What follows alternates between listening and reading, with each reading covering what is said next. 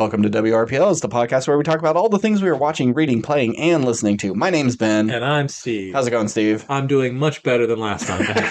Apologies for last episode. Not our strongest, and it's a shame because it's such a good movie, and we were just like, yeah, it's all good. Let's get the fuck out of here. We're done. So hopefully this one will sound better and be better. I don't know how true that's going to be. Our main topic is Love Lies Bleeding, a very weird movie for us to have as a main topic, but what else is there? Did you see what else came out this week? A bunch of gobbledygook, I assume? Yeah, there's something called Thorns, and on the app, it shows this Hellraiser type monster with like thorns over its eyes, and it's really? This looks kind of cool, but I think it's a secret Christian movie. From the sound of thorns, I just assumed, maybe it is a Christian movie, and it's like the thorns that Jesus wears on his head, and I was like, pass. Yeah, exactly. So let's start properly with a roll, as we should do. 7. Oof. All right. It's been a while since I called one. I'm going to say 12. Okay. It's funny since... Damn it. That's a 5. Okay, well, it's better 7 plus 5 is 12. That's very true. I'm a genius. Good job, Steve. And it's funny because we rolled at the very end of the last episode and we had a 2 and a 3, and it is probably our worst episode, so not looking good for this Slightly better than last week.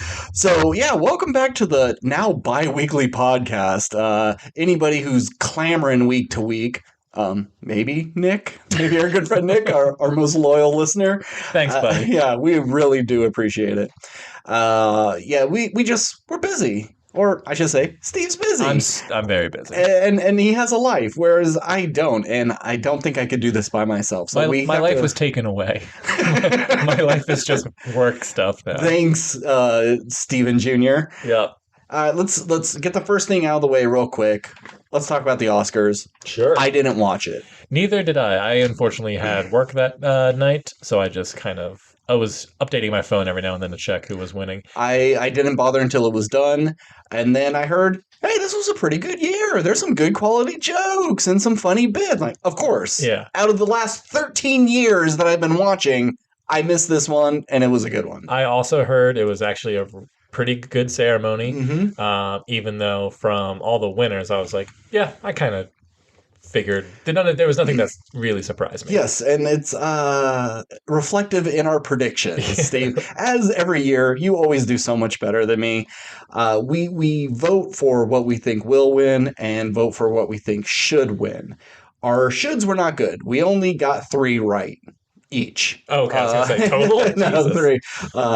But for who will win, you got 7 correct. Because since we only did the main few, you didn't get adapted screenplay or actress.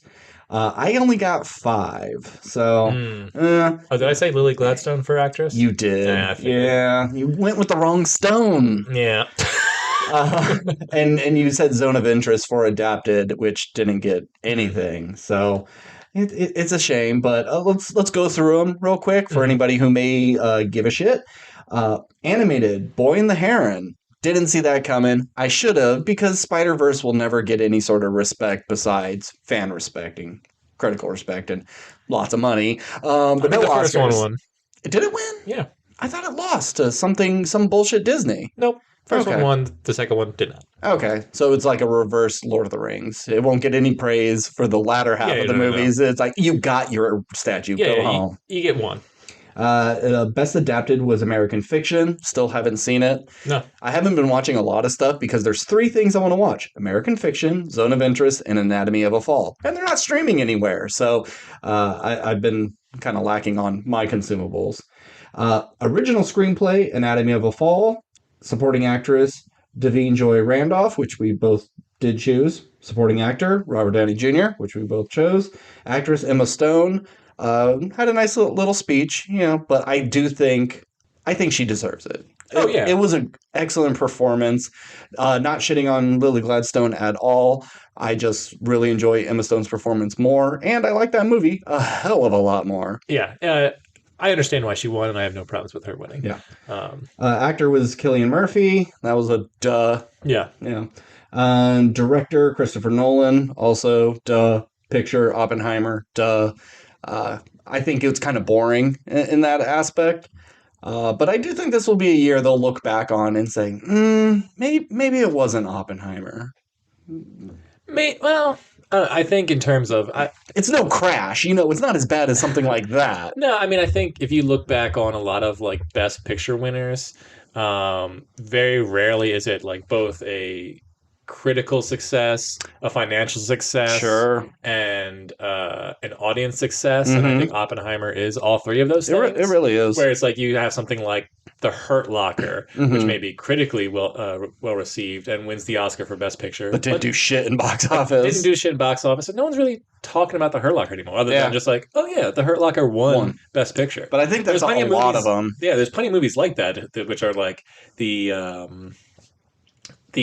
obvious choice, I guess, because it's the artsy, classy one, maybe. But maybe we should have gone with The Lord of the Rings because that hit all of those quadrants. Yeah, like people will forever remember The Lord of the Rings. Yeah, or people will always remember.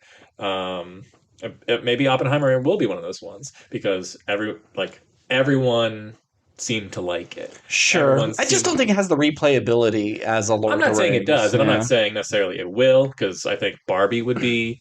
If Barbie won Best Picture, it would make sense, but I know why that didn't win, because it doesn't have the sort of Oscar classiness to it. Yeah. It's very hard to kind of cover all this base. Like Gladiator, I think, is one of those things. Braveheart is one of those things. Sure. That hits all the points you want to make that everyone's seen, but then Moonlight, no one gave a fuck about Moonlight except for the year it was in. Yep. No one's talking about Moonlight. Whereas I think La La Land has kind of stuck around in the conversation, but Moonlight has not. Spotlight really has not.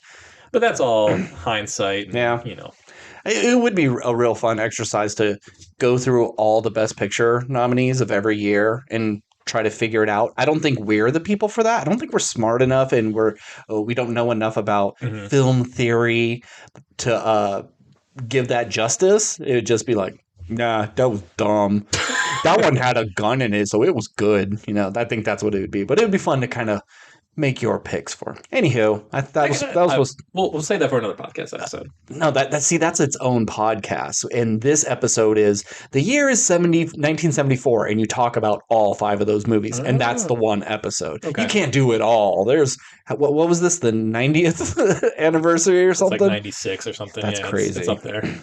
All right, so let's talk about something I talked about last week. I'll just start with it. Sure. I finished Jedi Survivor. And it's funny. I was kind of shitting on it last episode. I've been playing it all week, and I beat it relatively quickly after talking about it. And something kind of clicked, and I just started having a lot more fun. Once it was done, and I didn't have to worry about the story, which I'd say is really weak. Not a great story. But the combat was making a little more sense, and I just felt like I finally became a Jedi. I was able to do all the things. And so now I'm just kind of going through the world, collecting stuff, doing 100% of each level, which I've done for all of them except for the main hub world, which is enormous and has so many things to do in it. That one I'm like at 73, but I think I'm done. I'm going to give the game back to my friend. It's a good little game. A little buggy. There are plenty of times where you think you're about to grab onto something and you're just like stuck in a dash pose and you slide down the mountain and you die. There are times where I'm fighting a big monster and it glitches me up in the air and I finish my animation, kill the thing, I drop down and he's still just frozen in the air. So it's not the most polished game, but it is a really good looking game, and it does play relatively well. There are some frustrating jumps and little puzzles you have to figure out. But all in all, pretty good. And I would say better than the last one, mainly for level design and fixing all the problems that were an issue in the first time around. Excellent. That's all I really got to say about that. So let's go to you, unless you have a question. No. Let's go to you. Great. Well, since you talked about a game you talked about previously, I'll give you an update on a game that I've been playing. More Baldur's Gate. No, I mean, Oh, I have dabbled a little bit more, but I won't. save Not, it. yeah, Save it it. hasn't been as much content as I would like to keep Okay. bringing it up. Helldivers 2. But yeah, I'll talk about Helldivers 2 a little bit more. I don't remember exactly what I said, but man, this game is fucking fun. Yeah. Now that I've leveled up a little bit more, I've unlocked a few more abilities. And before I was just kind of dabbling here and there. I only played a couple rounds, I think, when we last talked. Um, and I did some solo missions where are super boring when you play on trivial is the lowest. Uh-huh. But playing on hard with all three, like three of my other friends, and just going into a war zone, and it is like Vietnam in space. Like if you Okay. love Starship Troopers, which I know you and our buddy Oh, Nick yeah. do, I highly recommend playing it. The only real way to play it is with other people, Hmm. because it is not like it can be easy when you have a group and you guys know what you're doing, but just throwing grenades the wrong way and accidentally killing your friend or getting swarmed all at once and you're all Hmm. fired like you feel like such a badass. I've never played a game that made me feel like so awesome Okay. and like, oh yeah, I could do this. Like, put me in the spaceship. I'll go to war against giant Sure. bugs Yeah. or I think that is the Terminators. situation. I'm not a war guy. Don't sign me up. Don't draft me. I will run to Canada. I will kick and scream the whole way if you try to draft me into war. I'm Mhm. not killing fuckers for no reason. But mindless bugs and robots, I could do that. Yeah, exactly. And it's just and the level design for these games are really fucking fun. Like Really, because they look so kind of bland. no, I mean it's not like there's not like buildings you can go into because Mhm. essentially all the planets are sort of just not barren, but like just very Planets plain. don't need buildings. Yeah, but I mean, there's like little outposts and like Mm. missile silos, but like there's a bunch of different missions you can do, and you're gonna play the same, let's say, 10 missions over and over again. But it's how like what level, like the difficulty you play at, and what was it? God, my brain. Womp womp. Yeah, we are recording this a lot later. What difficulty you're playing at, and then also what sort of environmental issues you have, because you can land on a planet and it's just like thick with fog, so you can't see enemies coming, and they get real close to you, and like that adds to like the intensity and scariness. I just played a mission with my friends where there's fire tornadoes everywhere. Oh, shit. So you'll be running and gunning, and then you turn around, there's a fire tornado coming at you, or like you'll run over here, and then the bugs are coming at you, but then a fire tornado like burns them up. So it just adds another element of just the planet itself can be dangerous and make the mission more intense, but also the bugs are scary. But Didn't they add flying bugs? not like they're not constantly flying. They'll jump towards you, so you can Okay. be shooting one and it'll be a distance away, and then all of a sudden it's like in your face, and so Nice. that's very scary. Okay. But they don't really have some of them shoot acid at you, so they kind of have a long range attack, but most of them don't. But then the robots, pretty much most of them have long range things. So it's just you just see all these red lasers coming at you, and you're diving out of the way, and it's so intense and scary and awesome. And the best part is you're doing it as a team. You're not facing other people who are just calling you, the F word, the F word, or the N word or whatever, or telling you suck. It's all about like, no, we need to get out of here together. Mm. And also the best part is I can be level 1 and play with level 22s, and I might not have as the best equipment as them, but I won't necessarily. I can finish these harder missions with them because I'm not necessarily weaker. Sure. I just don't have as good guns, but I can find good guns in the game. Yeah. You're Casper Van Dien at the end of the movie when they're looking at all the new recruits and they all look 14. You're the 14-year-old. Exactly. And it's just a ton of fun, and all the in-game stuff that you can kind of loot throughout the map, as long as you can all die, I believe, but still. As long as you complete the main mission, you don't have to evac out to get that stuff, or at least most of it, I think. So it still rewards you even when you fail the mission. But yeah, it's just a grand old time. And now there's mech suits. Yeah. So that's super cool, and it's just been a blast. And I think you and Nick should get it, and we can all play together. But I think you would hate it because it's skill required, and he would hate it. Well, he would like it, but only play once every 2 years. Yeah. So that's the problem. I have no problem with learning a skill for a game. My biggest thing is I don't like playing with people online. I like single player, story based things. The other good thing is you can set it to where only your friends can play with you. Okay. So if you don't want randos jumping in with you, Mhm. you don't have to. And you can always, even if you want them in there, you can just turn off the mic. But they want you to succeed. Yeah. But I think if you suck, certain people will find a way to kill you. And just like, fuck it, we'll just complete the mission ourselves. Yeah. But I haven't had that happen, but I mostly play with my friends. That's good. Yeah. Yeah, I want to. I thought about it, but then there's also there's like a Capcom Ultimate Collection for $40 that I kind of want because it has Super Puzzle Fighter on it, and that's just one of my favorite puzzle games, and all the Darkstalkers games. Anywho, maybe we'll see. Okay, so I watched a movie. Mm-hmm. It's called Ricky Stanicky. Oh wow! Yeah. I watched the trailer for this this past week. Did it make you want to watch it, or were you like, oh, I know exactly what this is? Not particularly. I think I saw one clip where I was like, oh, that's kind of funny. But other than that, it looked like it was trying too hard to be funny. No, I wouldn't say it is. I think it's very funny, especially John Cena. What an amazing get. Everyone thought The Rock was our wrestling, movie star. Absolutely not. Fuck The Rock. It's all about John Cena. He has no problem looking like the biggest dumbass or a pervert or an asshole. It doesn't matter.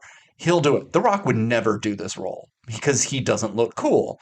And one of John Cena's things in the movie, he's a Vegas performer. I think it's Vegas. Maybe it could be Atlantic City, but it's like a real shit casino. And he does all these songs, but he turns them all into like boner jack off parodies. So it's like, instead of like whip it, it's like jack it. And it's like, grab that dick, give your hand some spit.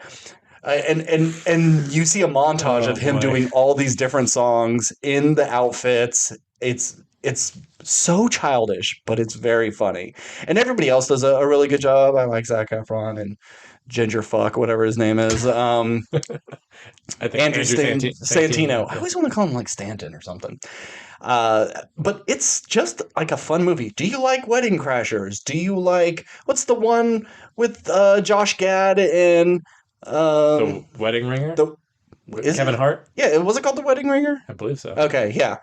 And Jack Reacher, that guy, he was in it. He plays the stutterer. Anyhow, if you like that, we have to pretend to be someone else sort of trope in comedies. This would be for you. Yeah, it's got some, like, they're all shitheads. And for those who don't know, three friends, they've been blaming all the shit they get into on their quote unquote friend, Ricky Stanicky. Anytime they get in trouble, it was Ricky's idea. But no one's ever seen him, and they've had to keep this lie up for years. And they even have a Bible that has all the things they've ever said about Ricky. And when they get into a pinch, because they use him as an excuse to like just go blow off things. Oh, we don't want to do the bridal shower. Let's go and go to Vegas or whatever it was. And so when they get into a pickle and he has to show up in person, they hire this alcoholic loser, which is John Cena, give him the Bible, and then he has to kind of blend in, and wackiness ensues, as always. What's his face? Not William Hurt. He was in Shameless. He was the dad. Oh, William H. Macy. Thank you. He's really good in this. He's really high strung, and he has this thing where he's making speeches. It always looks like he's like jacking people off or giving blowjobs, and he doesn't understand why like they're losing clients. And of course, John Cena notices like, oh, you're it's like you're jacking off ghosts and stuff, and makes him realize and changes how they do business. And so, yeah, they're all pieces of shit, and their girlfriends and boyfriends should absolutely leave them for all the bullshit that they've put them through. But of course, it's all for a good cause, a good reason at the end. But it's on Prime or something. It's simple, it's fun. If you like John Cena and anything that he's done, like if you like him in Trainwreck, you'll like him in this. Peacemaker? Oh yeah, and Peacemaker, of course, which season 2 apparently is canon for the new DCE or DCU, but season 1 will no longer be canon. So I don't know how it's going to work if they're doing it so they could bring everybody who died back, and Fuck comic book movies. he'll just wake up, and who knows? Fuck But 'em. and Peacemaker, have you seen him in Mortal Kombat 1? Oh, Peacemaker's in Mortal Kombat? Jeez, man, you are so out of the loop. Yeah, you know, you know what's his name from Invincible is there, Omni-Man, and also Peacemaker, and Homelander's coming. I did see those, yeah. Yeah, I would say Peacemaker. He has some pretty lame fatalities. They're not great compared to, say, Omni-Man, but it's nice having him there. Cool. Yeah. All right, what do you got? I watched a movie that it took me forever to see, but finally got around to it. I watched X. Oh, yeah. By Ty West? Yes. Yeah. Good director. It is the first movie in the X... The Maxine trilogy. The Maxine trilogy, whatever you want to call it. But it is a sequel to the prequel that is Pearl, that came out after the fact. This is yeah. part 1, but second in chronological order. I heard nothing but good things about this movie. It was on my TBW forever. To be watched? To be watched. Okay. Yeah. On my Netflix queue, I should say. Yeah, queue. We just say the queue. The queue. Yeah. Sorry, I'm on the TBR, to be read thing. Or I say, like, I throw it on the pile. Whenever anybody suggests it, throw it on the pile. But I was bored one night, and I was just like, fuck it, I'm going to watch X. It's a nice, short, hour and, like, 45-minute movie or whatever. And I liked it. Yeah. You're not a horror guy. I'm not a horror guy, but it wasn't particularly scary. Sure. But I thought it was fairly eerie, shockingly gruesome at times. Yeah. And surprisingly funny. I laughed quite a bit. I'm not sure if it was always necessarily intentional. No, I think so. Yeah. There was some good stuff in there. And I'm looking forward to see Pearl if it ever pops up on a streaming service that I have. It might be on Prime. I'm not sure. It might be on something. Yeah. I'll have to look into it. But yeah, I liked the setting. I liked how it looked very much of the time. Yeah, even though you know all these modern actors, you believe that's the 70s. I like that it was, simple and to the point, and the villains were, kind of different, just being old crazy people, and you kind of got hints of their backstory, but you really don't know anything about them by the end, really. But Pearl's on Paramount Plus. Oh, I know how much you love Paramount Plus. Yeah, so I'm not gonna watch Pearl anytime soon, probably. But yeah, I had a good time. Favorite death? Favorite death, probably the first one where it's not as the other ones kind of seemed goofy. Okay. To me, but. This is the boyfriend trying to leave, trying to leave, basically getting his head chopped off by Pearl. Doesn't he just get, stabbed? He gets stabbed in the neck, so it's not all that exciting. But it's quiet, isn't it? And, sudden? It's very sudden, because she, tries to kind of grope up on him, and he's just like, sorry, this isn't going to happen. And then she stabs him in the neck, and then she just keeps stabbing and stabbing and stabbing until you kind of just see his, basically his head is getting sawed off through multiple stabs. But it's just great camera work, too, because as she's stabbing him, the blood is getting on the headlights, which then turns, all the visuals red. Yeah. It's just a really cool little shot and fun little moment. It's also gruesome as fuck. Because all the other ones I thought were just a little silly. Kid Cudi just gets shot in the chest and falls in the water. What's-her-face gets eaten by an alligator. But that's Brittany Snow. Brittany Snow gets eaten by an alligator. I love Brittany Snow. I wish she did more. Yeah, she was really fun in this. Yeah. Jenna Ortega was very sudden with just a shotgun to the face. Yeah, because you think she's going to be the final girl. She's the innocent one, and Mia Goth is just the weird porno lady. And since sex in a horror movie's bad, they're going to die. She's going to be the one that lives. And no, not at all. Yeah. I thought I could tell. It felt like a kind of movie where everyone was having a good time making it. I liked all the characters, and they put in a fun performance. I think I wish I got a little bit more of Jenna Ortega's character, just in terms of just why she would suddenly just be into the idea of doing porn. Because at the beginning of the film, she's clearly uncomfortable, And then it just she shot one or two scenes and of just seeing people have sex, and she's like, well, I'm not a prude, so Yeah. I'll do it I think too. it just awakened something in her, and then her boyfriend saying, like, no Yeah. was enough. No, I mean, for the movie, it was fine. It's just, as a character guy, I was like, oh, just give me like a little bit more backstory as to Sure. why she would jump to this so quickly. Sure. But other than that, that's my only like little nitpick. Mm-hmm. But yeah, good time. Good shit. Yeah, I Watch think it. you'll like Pearl. I think Pearl's better. It's different. It's not a straight horror movie. Mhm. It's more of a psychological thriller / comedy. And Mia Goth kills it. All right. Speaking of women in peril, I watched Damsel. Okay. On Netflix, starring Millie Bobby Brown and Robin Wright and I had his name, but it's gone now. And Angela Bassett. Ray Winstone. Hey, you did it. I did it. It is about Millie Bobby Brown's character is a princess to a king who, it's like Scandinavia or something. It's just covered in snow. They can't grow food. They're worried that everyone in their kingdom is going to die. It's a real rinky-dink podunk thing. Then they get a message that this prince from a far-off land needs a bride and wants it to be Millie Bobby Brown. So, hey, here's an opportunity for them to get shiploads full of gold, feed their people, and have a new ally. They get to this land. It's beautiful. It's lush. They live in the pretty much the shadow of this giant mountain. She actually kind of likes the guy. She's hesitant at first because she doesn't want to be married off. She's a strong, independent woman that don't need no man, but they kind of have things in common, and so this is gonna work.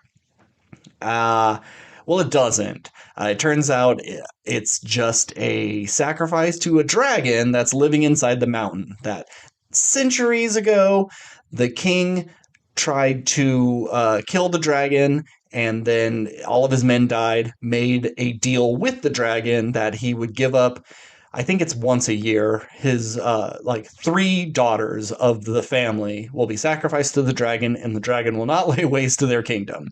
So they put out all these fake proposals to these rinky-dink kingdoms. They cut their hands, do a blood brother sort of action, so the royal blood goes into their bloodstream, so the dragon smells the royal blood, and then just like push them off a bridge and down a hole, and the dragon kills them. And so she's down there finding these bodies, finding some of the women have like drawn a map of the cave of how far they've gotten, and using her wits and her gumption to get out of this cave.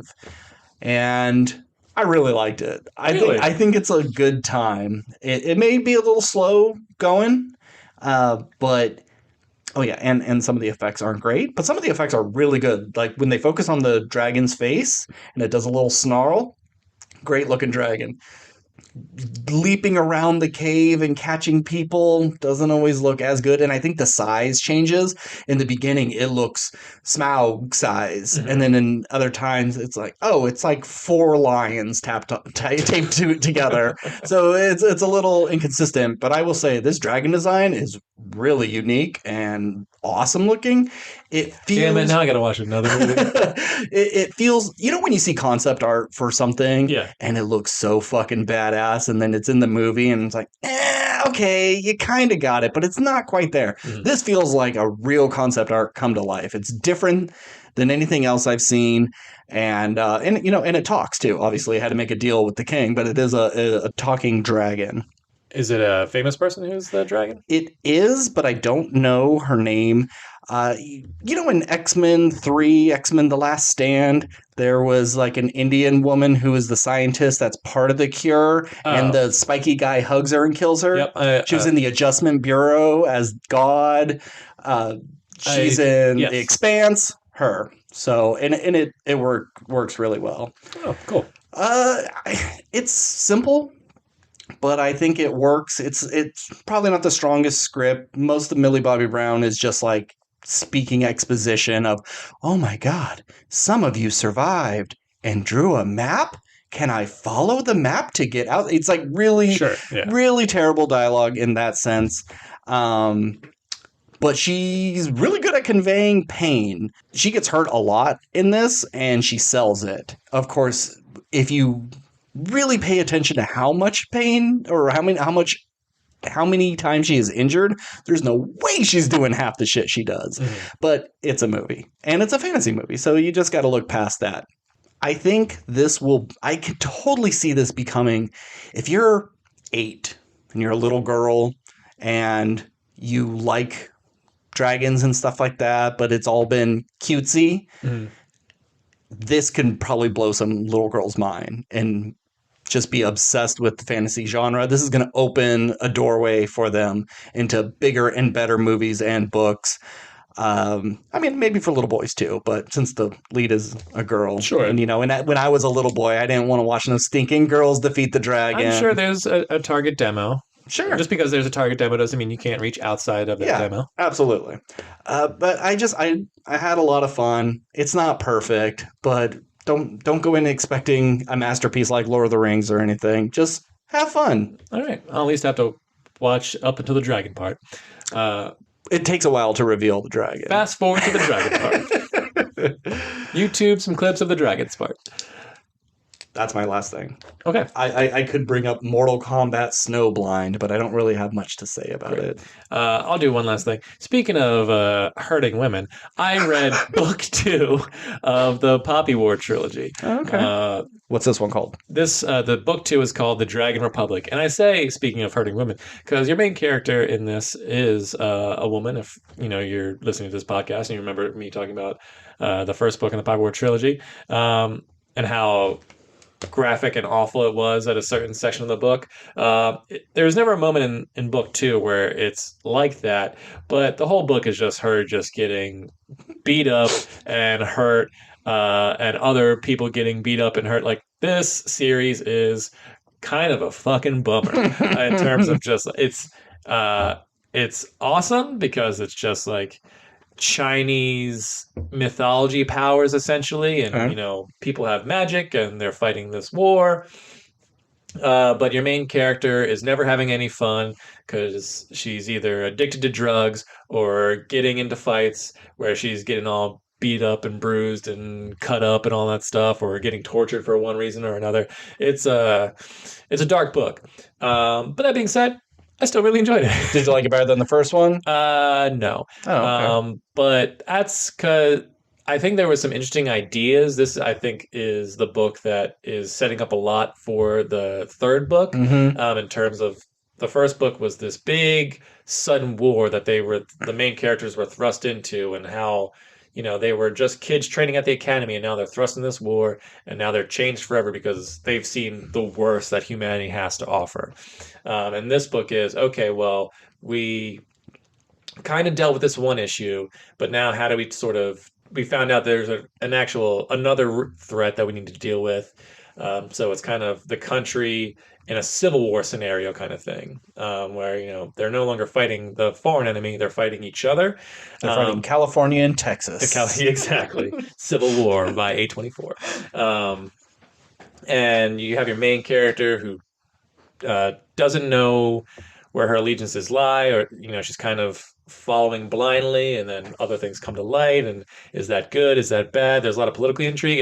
It's like this comparison gets made in fantasy stuff all the time, but it's kind of like a Chinese Game of Thrones, because there is a lot of political intrigue. It's just the dialogue's not as good because you don't have like a Tyrion character or anything like that, or any of the characters from Game of Thrones, because they all have great dialogue. Not that the dialogue in this is bad, it's just not as fun to listen to. But all the action sequences are a lot of fun. Did you do this physical or audio again? No, I'm doing it all physical. Oh, okay. Because the last one, you did it audio, didn't you? No. I thought on your trip, you did an audio book and... That was the Iron Gold. That was for the Red Rising stuff. Oh, I'm sorry. You did say the Poppy something. This is a different. This is not Red Rising. Okay. This is Body War. Pay attention, man. Yeah. Because Red Rising isn't based on Chinese sort of story. True. Yeah, I didn't put that together. There you go. Okay. See, I'm watching the sound levels since this fucked up all the time. I'm not actually listening to you. Fair enough. I wouldn't listen to me either. But there's also white people show up. Yeah. And they kind of they don't play a big part, but their whole thing is they may or may not choose to help our main character in her goal. Mm-hmm. But also they know that they want to put churches in their country and spread their religion of the Maker, because I'm just going to say they're not Chinese because this is a fantasy land. Yeah. But the Asian people of the story, they have a polytheism, multiple gods, many gods, yeah. where the white people only have one singular god, and both groups are just kind of like, that's fucking stupid. They're like, one god? It's like, why? Yeah, of course there's one god. Why would there be fucking multiple gods? Like, you don't know what you're talking about. Like, no one believes in each other's religion, even though this religion over here, they can actually see magical powers. And it's just interesting. Is there any truth to the white god, or is it all just hearsay? So far, there's nothing to... okay. That's going to be the big twist in the last one. Could be. He's the god of gods. Like she's kind of open to the idea. It's like, maybe that their god is real to them and our gods are real to us, and maybe they all work in conjunction, or maybe they don't know how each other's religions work because they don't know each other all that well. But needless to say, complications arise. So I'm looking forward to finishing the series. And then hopefully reading something a little bit more fun, because this series is dark and not a ton of humor. Okay. Well, speaking of Asian cultures and white people bringing their religion we in. have a lot of good segues this episode. You want to talk about Shogun a little bit before we get to our main topic? Sure, we can talk about Shogun. How you liking it so far? So you've watched the first 4. Yep. Because that's all that's out right now. I've only watched the first 3, so I haven't seen the latest episode. I'm digging it. It's great. Yeah. And, speaking of Asian Game of Thrones, this is Asian Pretty Game of much Thrones. Yeah. Very political forward. Bringing different warring. It's kind of like the Battle of the War of 5 Kings or whatever from season 2. Yeah. But it's just 5 different clans, and they all have their own opinions. Some are working with the Christians. Some are trying to get rid of the Christians. Some trying to just save Japan. Some, adhere to the old ways and the rules of this kid needs to rule, and we have to protect him until he gets old. And other people are like, fuck that kid. It's my turn to rule. Yep. And by the way, that kid's dead. Before this season's over, that kid is dead. Okay. That's my prediction. Well, what's interesting about this show is that it's based on historical fact. It is, but they changed the names of everyone. Sure. Yeah, no. It's not... So it's like they could still play with it. Yeah. But yeah, I'm really enjoying it. I think it looks beautiful. The costume design. I think this show is bound to win a fuck ton of Emmys. I'm gonna butcher his name, but yeah. Okay. I cannot get anybody's name. I really need to even look the white dude. Oh wait, no, John Blackthorne. Martin John Blackthorne. Toranaga, I think is. Yeah. But I was gonna say the actor's name, which I think is like Hiro. That's probably even harder. Yeah. Fuck. Whatever. The main guy who's not the white guy. Yeah. He's fucking great, man. He's been great in everything since Last Samurai. It's the first time I saw him and everything, and he was great in that. Yeah, you need a Japanese guy, you get this guy, and he's every time he shows up, he fucking kills it. Yeah. I hope this guy wins all the awards. I fucking love him. And what's her face from the Godzilla show? So much better in this. Oh my god! But night and day. When I saw her in the trailer, I was like, oh, she's gonna fucking suck. Yeah. Because she is horrendously bad. Yeah. No offense. In that Godzilla show. Yeah. I blame that on the material. Yeah. And like having to act against giant monsters who you can't actually see. So I don't blame you for that. Because she's, she hasn't gotten necessarily a ton to do, but she's much, much better in the show. For sure. And it's brutal. It's action packed. It's sexy at times. It's got cool ideas. There was an emotional moment in episode 3 that I thought worked fairly well. Not like made me cry or anything, but it was like, I like it. Like, even though you're complaining about honor and respect in the previous episode, like that, those ideas don't compete with me. They seem stupid. But sometimes when they play it on screen and in the right way, it's just like, I see why they do this. Like, it seems fucking cool and great to like die an honorable death and go after your own enemies when you could have just taken off your armor and swam to the boat or something. They were letting you do it, man. But yeah, I'm really digging this show. It's like not quite HBO quality, but it's just about as far as you can go without being HBO. Yeah. And I think it's the first episode, and they're writing through. Yeah, it's the opening scene of the first. Well, maybe not. I don't know. They're on a boat and there's a storm. And I was like, man, this looks beautiful.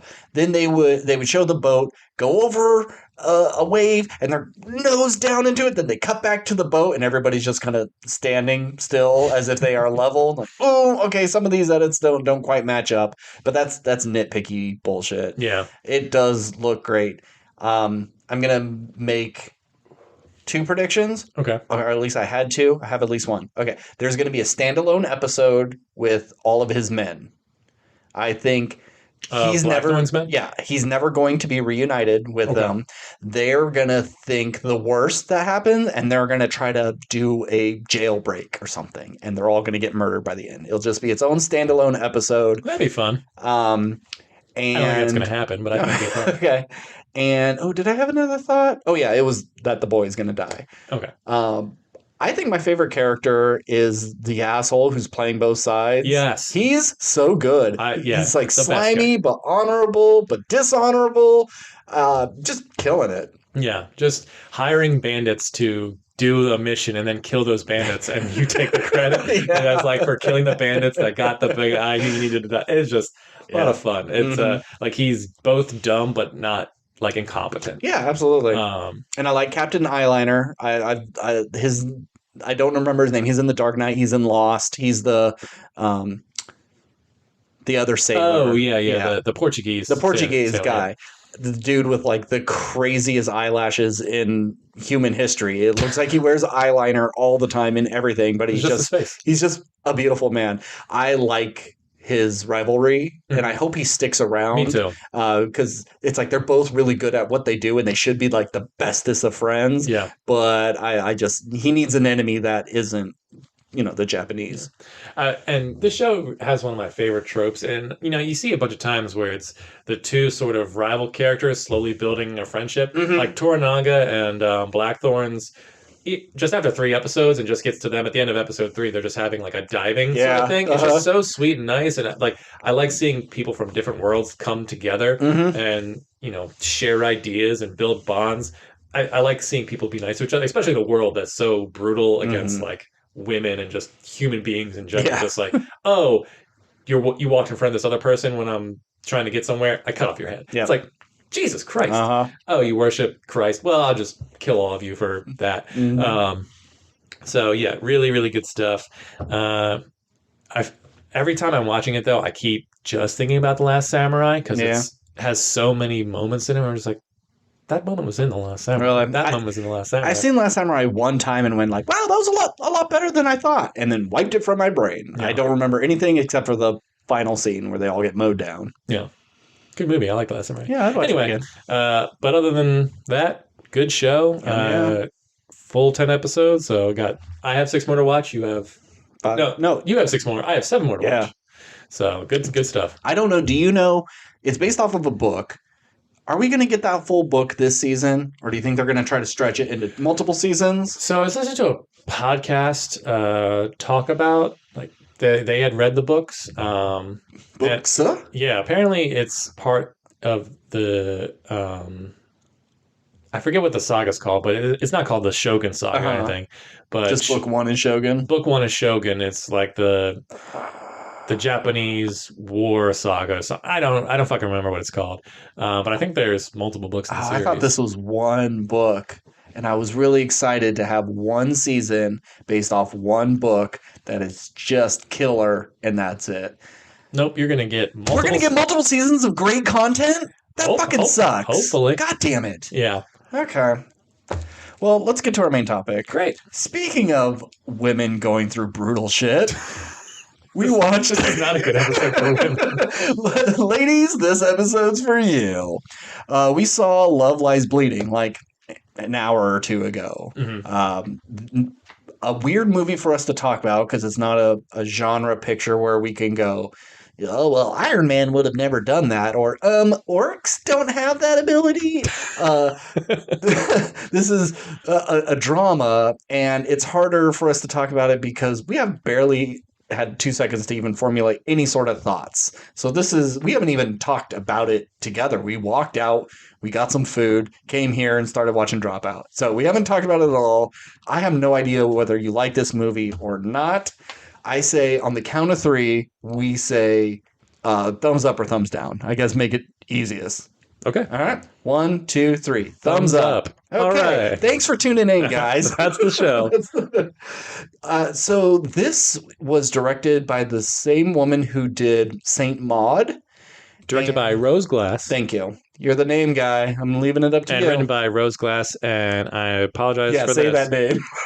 Weronika Talifska. Can I see it? I want to give it a try. Veronica, I bet that's Veronica, because in German, you pronounce W's with V's. Okay. So it's probably Veronika Tofilska. Tofilska? Veronika Tofilska. I don't know what accent that was. But, yikes. And I don't know if you saw Saint Maud, but it's a pretty wacky movie. I did not see Saint Maud, but it's pretty good, especially like it really sells it up into the last second before it cuts to black. But we're not talking about Saint Maud. We're talking about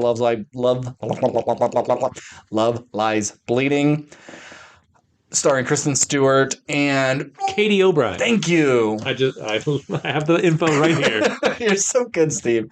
A up-and-coming bodybuilder who wants to compete in Vegas meets a kind of loser gym owner, or she runs it. Her dad owns it, so it's practically hers.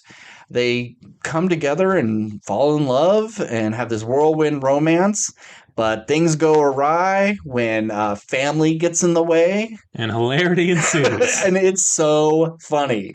I mean, that reveal of James Franco, it could get a laugh. Yeah. Very abrupt intro to Dave Franco's character. I meant the reveal of what happens to him later. Okay. Yeah. Floppy jaw and everything. I don't know. Where do you start? Performances? Story? Well, let's start with story. I guess. What did you think? It's a nice tight hour and 44, I think. 40-minute movie. Which I appreciated because they don't make enough of just over an hour and a half movies anymore. So this is the second lesbian crime movie under 2 hours that I've seen this year. The other one being Driveway Dolls. Okay. That one's definitely a lot funnier than this.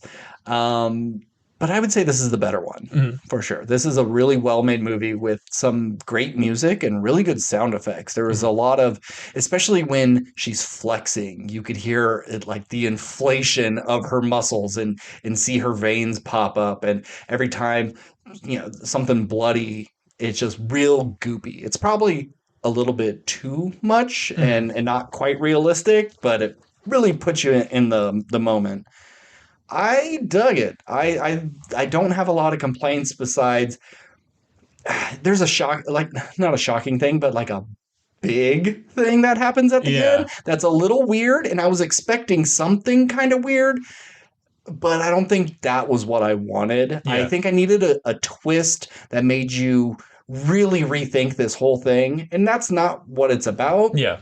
There is a pretty shocking death that I didn't see coming when, Yellow Teeth gets shot in the back of their head. Yeah. I think, what's her name? Alice? Daisy. Close enough. Who's probably my favorite character. That actress killed it. Yeah, whenever you see a character who kind of has the, we just skip story. We're just pretty much going on performances. So performance is fine.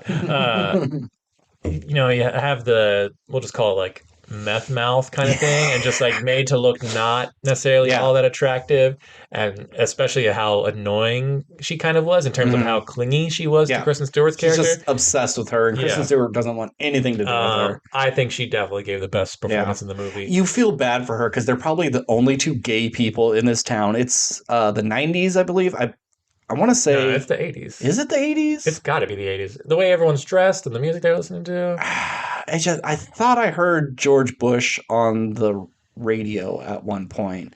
Maybe it was the 90s, and they never specifically said. And Bush, I guess Bush was elected in 88? Anywho. So it could be the 80s. Shit, I lost my train of thought. What was I saying?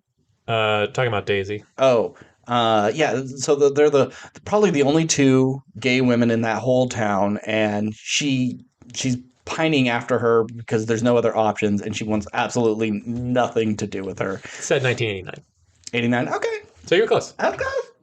But I was still right. Yeah, but 89 it's moving into the 90s, you know? The 89, 90, 91, like those 3 years of every decade. It just counts as the 90s. It's always the transitional period, you know?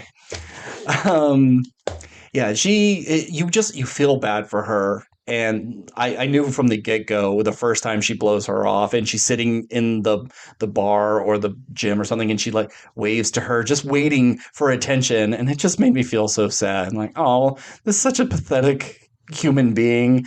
And yeah, she does a little kind of scuzzy thing of almost blackmailing her into a relationship. I say almost, but blackmailing her. And so when she gets her comeuppance, you can say it's deserved, but I don't think she was truly going to do anything bad. I think she cared so much about Kristen Stewart. She would have kept it a secret. Yeah, I think after that diner talk, she was like, oh, of course I would never say anything. But if she got spurned, she would probably spill the guts. So maybe you do need to shoot her in the head. Yeah. And then she survives, and then they have to fucking kill her. That last shot that's the very end of the movie, then. I know. But her like dragging the body and then like fucking pulls the cigarette out. Like, I think she deserves this. Yeah.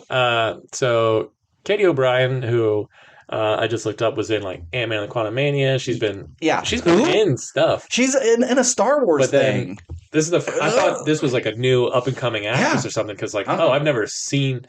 Because she's always just been, I guess, like, I think in Ant-Man and the Lost Quantumania. Oh, she's that barbarian lady, right? She's with, like, the rebel group. Yeah, in Quaz. Yeah. Why did I know that? But I think every time I've seen her, she's just always kind of dressed up with it. Yeah, she's basically in a bikini the entire movie. Yeah. Just to, like, show off her muscles. And... man, I just thought like, oh, well, look at this actress coming out of nowhere, and she did a great job. I really liked her in this movie. Going through a body transformation a la Christian Bale, but like, no, this is just her. Yeah. I thought she was great. I'd like to see her do more stuff. Yeah. I said in the theater, I think she looks like Alana Glazer. She has the big hair, she has the face, and I mean, definitely acting styles are a bit different, but I could see Alana Glazer doing this role if she just got bulked up. Yeah. So now let's talk about her character in terms of how she was shot a lot of times. Mm-hmm. So a lot of the weird stuff in this movie pretty much exclusively comes from her. Yeah. There's some like, instead of doing, most movies do flashbacks in like black and white, where this one is kind of just like all red. Mm-hmm. But that's kind of like the only weird thing outside of just her, because all of her stuff is like, you know, she starts doing steroids and then you just see veins like popping out like she's the fucking Hulk. There's times where, you know, she is like roiding out or whatever, and all of her muscles just kind of bulge like she's a Dragon Ball Z character or something. Yeah. Her standing over Dave Franco after she kills him. I couldn't tell if that was a visual effect. I was like, she's huge. She's like are they doing like Gandalf Frodo thing? Yeah. Like forced perspective? I think they probably just built a smaller set. The couch is a little bit smaller. The ceiling's a little bit lower. That's probably my favorite shot in the whole movie. That was great. Because it's so fucking scary. Yeah. That's the other crazy thing about this movie. There's parts of this that's really shot like a horror film. Yeah. And sound effects like a horror film and music for a horror film. Mm-hmm. And it's kind of always threw me for a loop, because I feel like I'm watching this intense sort of crime drama that just suddenly takes this sudden turn. I'm just like, oh, wait, is she like an actual monster in just a human body? And, you know, then we get to the end or not the end, but the sort of climax of the movie where you see her in her final form, where she's just 30 feet Yeah. tall, and it's so kind of all of a sudden, and you're like, Hmm. what the fuck is happening in this movie? And Yeah. then they like her and Kristen Stewart frolic away, but they're like running through clouds. Yeah. You And think she's still tall, yeah, and Kristen Stewart's really small, but it's just shot in a way that no, she's just behind yeah. her, and then they catch up and they're the same height. And my theory is it's just that's how Kristen Stewart sees Sees her, her. and I think that's She's how she feels and too. yeah, I'm 10 feet tall and I can do yeah. anything. Because when she grabs Ed Harris at the end, we can imagine, oh, she snuck up behind him and pinned him Yeah, down, and putting she's him in a what's that, full Nelson? yeah, whatever it is. So like, I get what they were trying to do. I don't think they needed to do it. Sure. I think it was just kind of like, we're A24. We got to do weird. We got to shit. put a weird thing in. Um, I thought she was going to either swallow him, split him in half, rip his arms off, which I think was the best way. But the third one, I thought she was gonna put him up her vagina. Because she sits down, knees up, spread leg to hold him down. I thought it was going to be this weird reverse birth thing, and they would have some deeper meaning that is way above my intelligence level. But I think I'm just a pervert for like big muscle mommies or something. What did you make of her vomiting up Kristen Stewart's character? That was weird.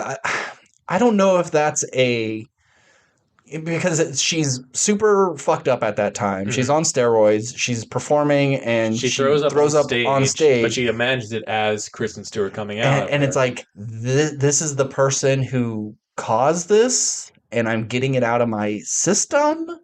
Actually, I don't know. Yeah. I'm going to say it's an A24 thing. I need to watch that scene again and sort of try to conceptualize. Thank you. Conceptualize what was happening there. Yeah. I actually think I could have used a bit more of that, especially since those are the two weirdest of the scenes. If we had a third, maybe early on, maybe even a fourth somewhere, I wouldn't have thought those moments were so out of place. Yeah. I like them, and I'm glad they're there. I just think maybe one more. Like maybe the first time they hook up or something, you could have that sort of, she's in the bathroom when she was stretching her out in the bathroom. You make her enormous, like filling up the room, and Kristen Stewart's this tiny person. But then as she's going through the motions, maybe she shrinks down, and I don't know. Yeah, fair enough. Talk to the director. Yeah, it's very horny for the director's cut. It's a very horny movie, just like Drive Away Doll. It's just What did you think about?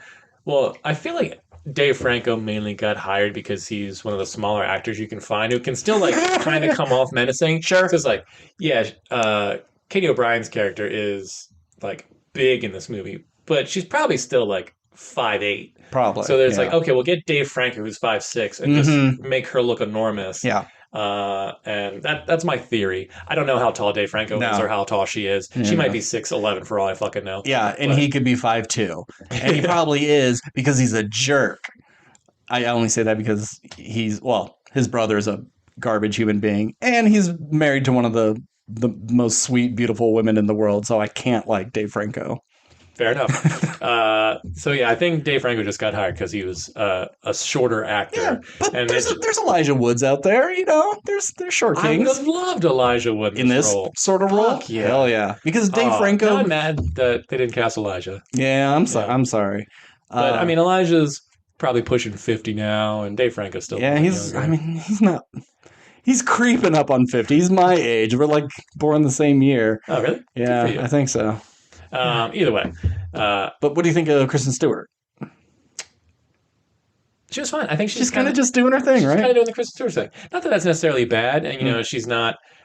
I think she's come a long way since the Twilight years or whatever. I think she got a bad rap at that time because once those movies were done, she did a bunch of, like, weird stuff and interesting stuff. Done. And, yeah, she's not doing, like, a ton of...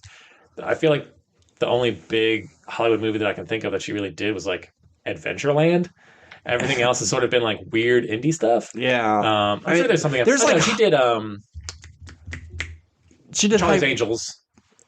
True, yes, but I saw that since the last Twilight movie, she hasn't been in a movie with a budget over $100 million since then. So Charlie's Angels was probably the most expensive out of all that, and maybe the most high profile would have been Spencer when she plays Princess Diana, right? That's Oh yeah, I yeah. forgot about. So But that's like that's still kind of an indie darling. yeah, absolutely. Oscar bait stuff. And I don't watch enough of Kristen Stewart because I've never really liked her. I don't think she's great. She has kind of this one note acting style that kind of, she's always, does these little breath things in the middle of sentences, and it drives me nuts. And I so think she's good at playing distressed. Sure, But that's kind of her thing. So I would like to see her in something where she really puts herself into a role and Kristen Stewart disappears. I just see Kristen Stewart in everything. And maybe that's Spencer, but we didn't see Spencer. But I didn't see Spencer because I really don't give a shit about the whole royal family. Have you been seeing all the drama about the royal family? No, I don't follow celebrity stuff like you do, Ben. No, I don't follow celebrity stuff. I absorb it through osmosis. But apparently Kate Middleton is missing. She hasn't shown up in public in months, and all the photo evidence is highly doctored. Like they take faces from other photo shoots from years ago and put it on other people's bodies, and people have been doing comparisons side by side. Like something happened with this woman and they're not willing to say it. And they're just using body doubles in Photoshop. Anywho, that's not what we're talking about. It's like a conspiracy theory, but there's a lot of like truth to it. Anywho, fuck the royal family. They're all scumbag monster perverts. I mean, one was on fucking Epstein Island, We're gonna get shot. Yes, the British royal family gives a shit about two American people with 23 followers. When the English finally take America back, they'll come for us. I'll join the side of Texas and California, and I will fight them back. Anywho, yeah, Kristen Stewart. I would like, if anybody knows of her best performance where she's not doing a Kristen Stewart performance, let me know, because I'll watch it, because right now don't really like her. I think she's fine in this, but she's just doing the same thing. Yeah. And then Ed Harris as the creepy dad villain character. When they cut to him for the first time and you see his bald head and his dumb hair, it was really funny. Yeah. It felt kind of like he was like a wacky character from a Tarantino movie who just like stumbled into this set. It was just like, Tarantino's like, oh, well, you're really into bugs. And it's like, well, why am I into bugs? Like, don't worry about it. I wrote a book about it, but no one's ever going to read it. Because I have a scene later where I want you to eat one of these bugs, and we got to justify the bugs being there. But, not as fun and doesn't deliver as interesting dialogue as Tarantino. But a Tarantino character. Yes. He has the same hair as in Scary Movie 2, the guy with the strong hand. Yeah. Very similar to that. So if you could imagine that. Exactly. And then Jenna Malone, in a role which I think could have been a bigger, more important role. The abused wife is usually a pretty good role for an actor. They could really give it their all, but she doesn't really get a chance to do anything big with it. Yeah.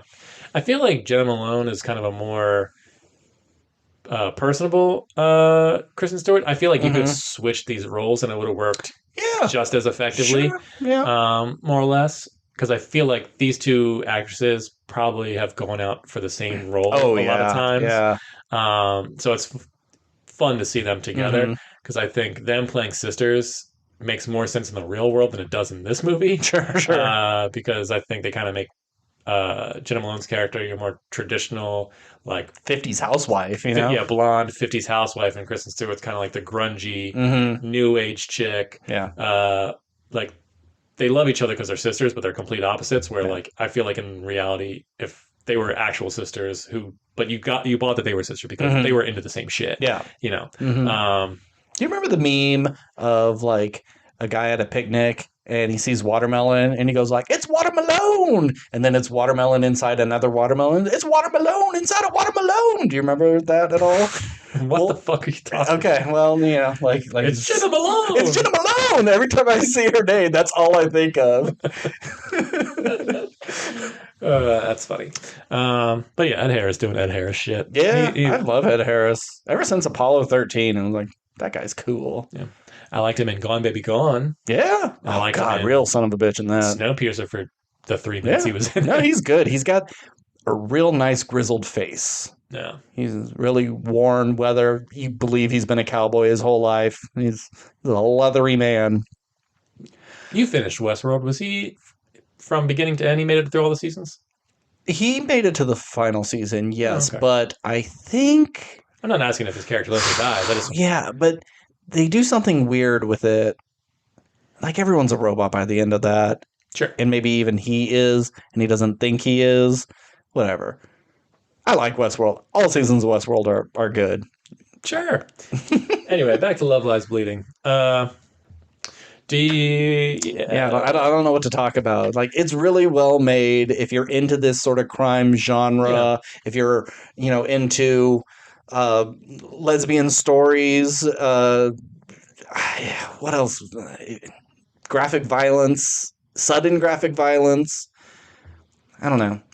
But I think there could have been a little more with the past. We get the implication that Kristen Stewart had to do some killings for her dad, Ed Harris. At least one. At least once. I would have liked to see, when did that start? What age? We don't see her as like a little kid doing it, so it seems like it's maybe a more recent thing.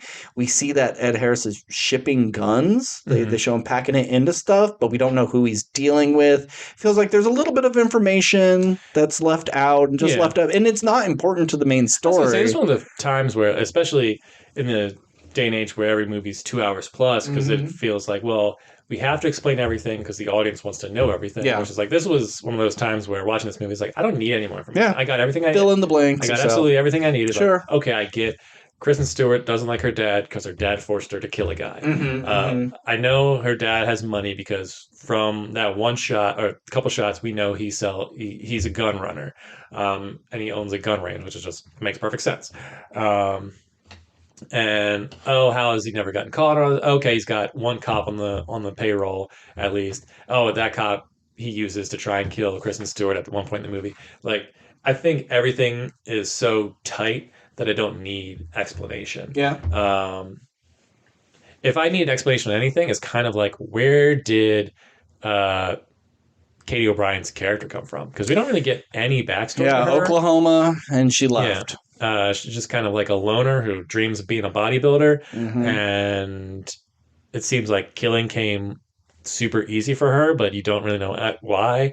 And I think at one point at the end, she's just like, when they're kind of not sure how the loyalties lie with each other, and she's like, baby, I kill people. It's like, so, okay, did her character kill people before these two? Yeah. Or was this sort of her first instance of... Yeah. Or she's just saying, I kill people now. Like, I've killed 2 people in this movie. This is who I am. How can you love me? It's like, but I want to know, did she do other stuff before? Yeah, is that why she's on the run? Kind of but I would think she got arrested in Vegas, and she got booked and everything. If she had a record, they would have kept her. I don't think she got caught. I'm saying... she could have done things before, and we just don't know. Yeah, sure. I mean, I think she was such like a happy, fun person that it doesn't seem like she'd necessarily be the type. But sometimes those are the types of people. They seem happy, but turns out that they're like former Nazis or whatever. But yeah, I think if you just want a short and sweet, tight crime drama with in it, like you said, if you're into gay stories, this is a good one. It's got a little bit of everything, and I think works really well. There's parts that made me laugh, even if they weren't necessarily intentional. It's sexy at times. It's lovely at times. And gross and like body horror. Yeah, like just watching her transform, and even not her like growing big, because you can go, oh, that's a CG effect. Just seeing the veins pop and the muscles get bigger. I don't know if that's a rubber suit. I don't know if that's computer effects. I don't know if that's just someone flexing really well and you're getting that effect. But it's pretty gross. Yeah. Now, all that being said, I can't see this movie making a ton of money. No. I think if the movie got rid of the weirder stuff, it'd be a little bit more successful. Like, you could pitch this movie to your parents. Maybe not necessarily your parents. Yeah. I don't know what your parents are into. I'm just saying, like, there's nothing overtly out there where I think, if you pitch it to certain people would be like, like I was kind of into it, but then it got real fucking weird in the middle, and I was like, I don't understand why she got big, or she's throwing up Kristen Stewart. Like, there's people who definitely are into that thing, but then I don't know. It's not so crazy that I wouldn't say you couldn't recommend it, but I think it's just crazy enough where like this movie's definitely not for everybody. Know the audience before you recommend it. I think if you've gotten to the point where Kristen Stewart is being thrown up, you're maybe a little numb to everything, because it can be a little extreme at points up to then. So that's all I got for it. Yeah. I don't know what grade I'm going to give it. B+ probably. I don't think it's an A movie. No, it's not an A. It's a movie I'm never going to watch again, probably. Yeah. So I'd say a B+. I think it's... No, I'm going to go with a B. Yeah? Yeah. Yeah. So next week, or in 2 weeks... We'll see. We'll see. Well, I'm definitely closing at my job next Sunday. On Sunday. I don't remember what the Saturday situation is. Okay. So maybe next Saturday. Maybe next Saturday. Okay. We'll get back to it. Well, next week is Ghostbusters Afterlife 2. What is it called? Frozen Empire. Frozen Empire. Yeah. Ghostbusters Frozen Empire. But you and I did not like the first one at all. Not. But I feel like I haven't been using my Regal Pass nearly as much to get my money's worth. I'm probably going to go see it because next week... I know I haven't, but I have the excuse of a child. Yes. I don't know what your excuse is. So we have Ghostbusters. We have Immaculate. Yeah, I mean, Immaculate doesn't look... It looks interesting enough to where I wouldn't be against it. It's not The Nun. I wouldn't watch The Nun, but Immaculate looks interesting. Okay. We also have Late Night with the Devil. Have you seen any trailers for that? Maybe. It's like David Dastmalchian is the host of a 70s TV show. Yeah. That's supposed to be excellent. I don't kind of want to watch I don't know if that's going to get a wide release. If it does, if it comes to our theaters, that can be our topic. But also what a cool concept. Yeah. I like that idea. Yeah. But I'd say the easiest thing for us to talk about next week, Roadhouse remake. It's on Prime. It comes out on Thursday. You can watch it at home. It's 2 hours. Bing, bang, boom. We got a topic. I got to say, when that was announced, I was like, I don't give a fuck. But then watching the trailer, I was like, that was kind of fun. I've been avoiding the trailer because I like Roadhouse. I like Jake Gyllenhaal. I don't need to be sold. I'm going to watch it. I watched Roadhouse for the first time it might have been with me. Was it during COVID times? No, I think it was pre-COVID. I think you were just over. We said, let's watch something. I made you go to my movies and pull out stuff that you hadn't seen. That's right. And then and one of them was Roadhouse, and I narrowed it down, and then you pick Roadhouse. Well, all I was going to say is Roadhouse holds up. It's pretty good. It's a solid flick. Does he throat rip someone? That's a Swayze classic move.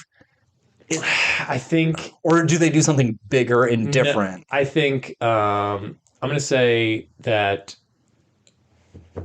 the bad guy of the movie does a throat rip, and that's sort of what makes him menacing. It's like, there's your nod, but it's not from your hero, it's from your villain. But then Jake Gyllenhaal does something to, like, the bad guy goes for the throat rip, and then he, like, catches his hand and breaks all of his fingers, but then pulls his hand back, and it's all mangled. There's, like, bone and blood shooting everywhere. Yeah. And then maybe he takes his, like, one of the, like, knuckle bones that are like pointy from his hand and just like starts jabbing it into his neck until dot.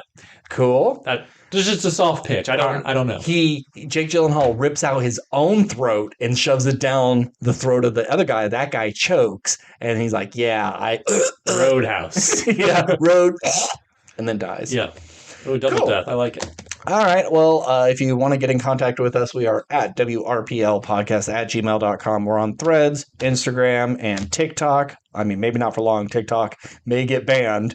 So, true. We'll see. God, I don't want to just go back to straight Instagram. It's just not the same. Anywho, hit us up with any question, comments, or concerns. As always, I'm Ben. And I'm Steve. And keep consuming.